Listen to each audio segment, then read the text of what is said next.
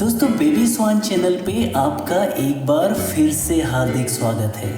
आज मैं आपके लिए लेके आया हूँ एक ऐसी टोपी की कहानी जो सच में जादुई थी, जिसको पहनने से हमें दिल से अच्छा महसूस होता था। तो चलिए ज़्यादा समय ना लेते हुए हम अपनी टोपी की कहानी की तरफ आगे चलते हैं हमारी बेबी स्वान चैनल पे। जादुई टोपी।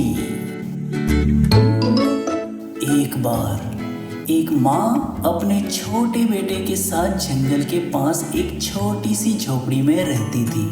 हालांकि वे लोग बहुत गरीब थे, लेकिन वे एक दूसरे से प्रेम करते थे। उनका घर प्यार से भरा था। माँ बहुत मेहनत करती थी। वो अमीर पड़ोसियों के लिए सिलाई, रोटी पकाने और उनकी फैंसी पार्टियों के लिए खाना बनाने के साथ साथ जो भी छोटे मोटे काम मिलते थे उन्हें करती थी। लेकिन रात में जब उसका काम पूरा हो जाता था तो वो और उसका बेटा आग के पास बैठते थे।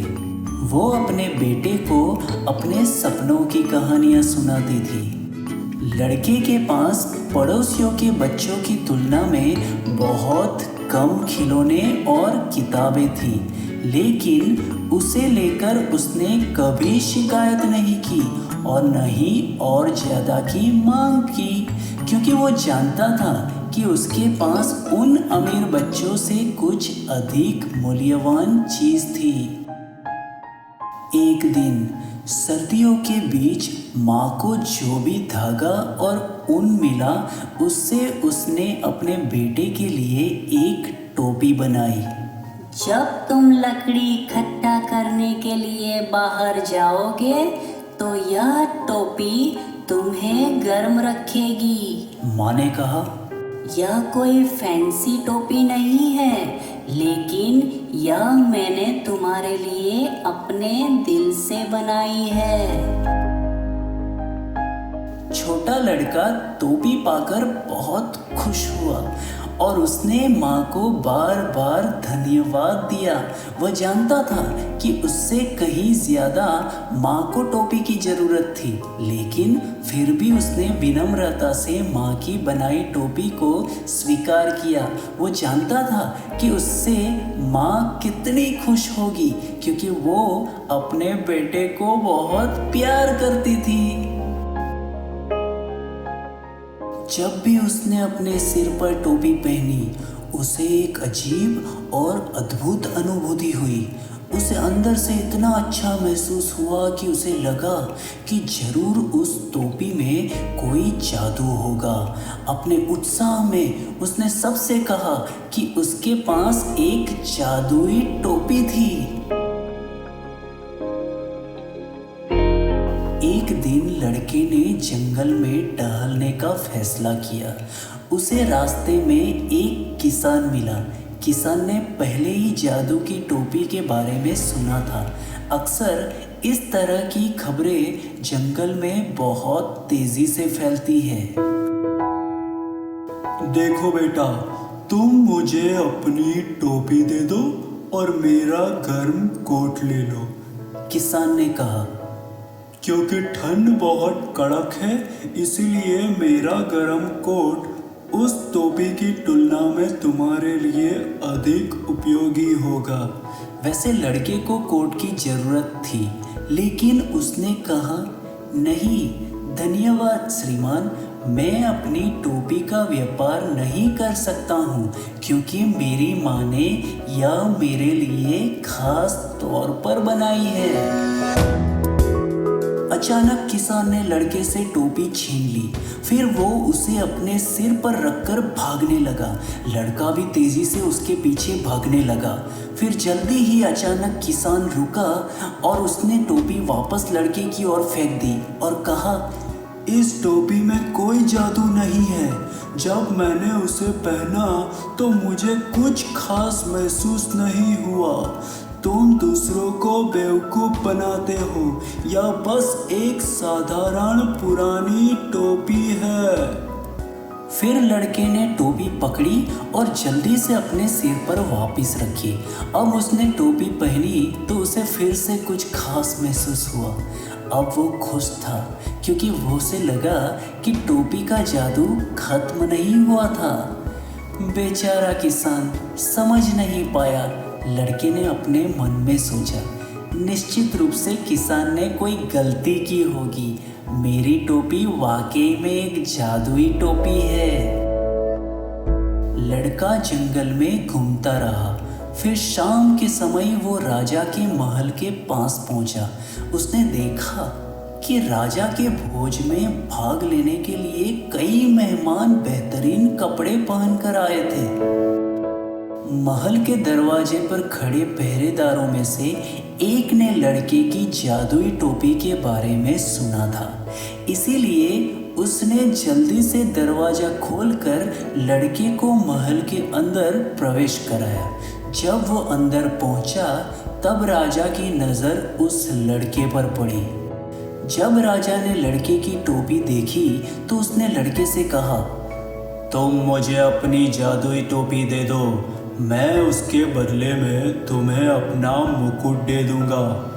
लेकिन लड़के ने कहा, मुझे क्षमा करें, आप बहुत महान हैं, लेकिन मैं अपनी टोपी को किसी भी भाव में बेच नहीं सकता हूँ, क्योंकि मेरी माँ ने वो मेरे लिए बनाई है।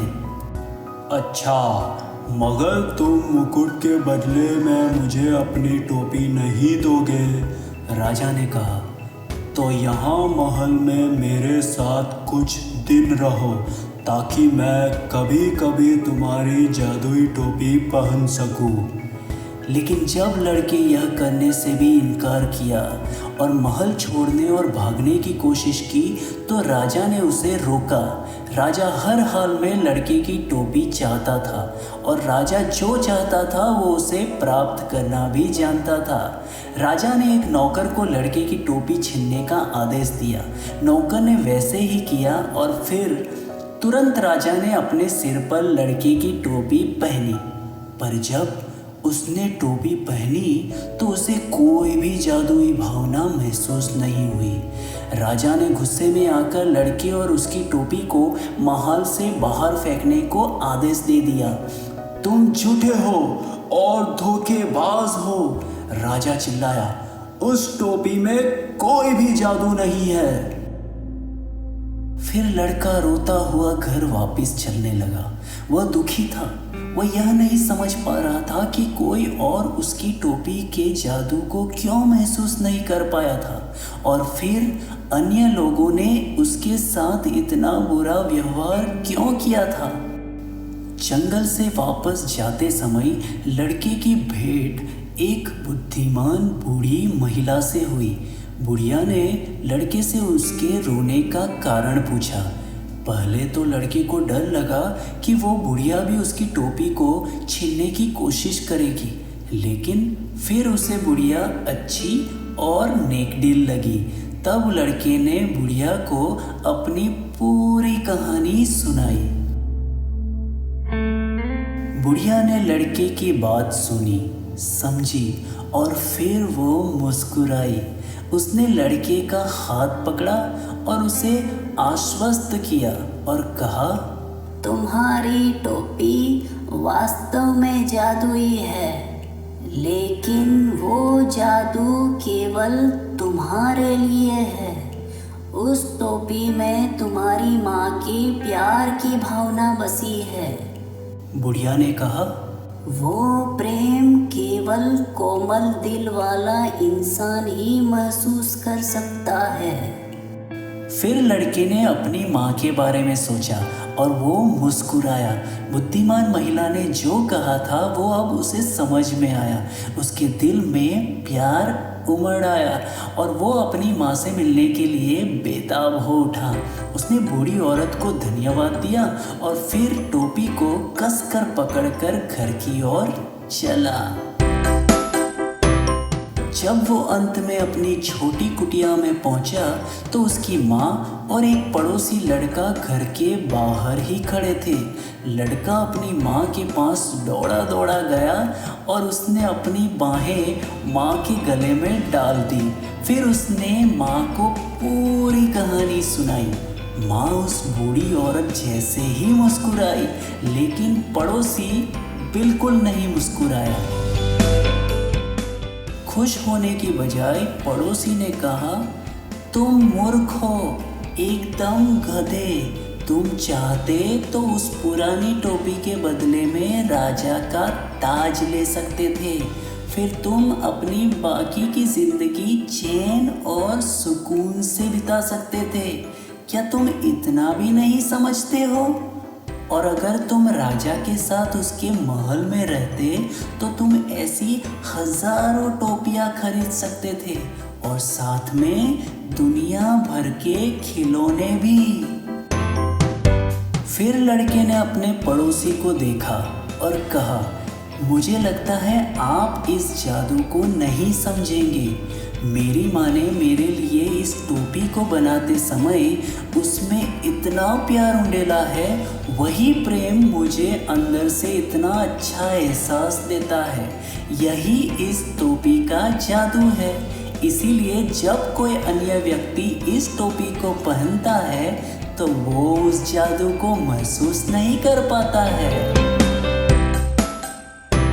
मैं दुनिया की किसी भी दौलत के लिए इस टोपी को नहीं बेच सकता था। लड़के ने अपनी बात जारी रखी। जरा देखो, मुझे धन की जरूरत नहीं है और न ही मुझे एक महल में रहने की कोई तलब है। मेरे पास एक माँ है जो मुझसे बहुत प्यार करती है। इस मामले में मैं किसी भी राजा से ज़्यादा अमीर हूँ। जैसे ही पड़ोसी चला गया, लड़के ने अपनी माँ को फिर से गले लगाया। माँ ने अपने बेटे को चूमा और फिर वे दोनों झोपड़ी में चले गए। छोटे लड़के और उसकी माँ ने उस दिन जो कुछ सीखा था, उनके दिलों को वो पहले से ही पता था कि प्यार देना अपने आप में सबसे बड़ा जादू है। और उस रात जब वे आग के सामने बैठकर कहानियाँ सुना रहे थे, तब लड़के की टोपी सोने में झिलमिलाती हुई लग रही थी। यहाँ पे हमारी कहानी समाप्त होती है और हमें इस कहानी से आज यह सीख मिलती है कि हमारे अपनों ने जो भी चीज़ें हमें प्यार से दी हो, चाहे वो चीज़ें छोटी ही क्यों ना हो, फिर भी उसे हमें हमेशा दिल से संभाल के रखना चाहिए। और हाँ, उसके लिए उनका दिल से धन्यवाद भी करना चाहिए। शुक्रिया दोस्तों कहानी सुनने के लिए। आई होप कि आपको यह कहानी पसंद आई होगी। हम जल्द मिलेंगे ऐसी नई नई कहानी के साथ हमारी बेबी स्वान चैनल पे। Bye bye.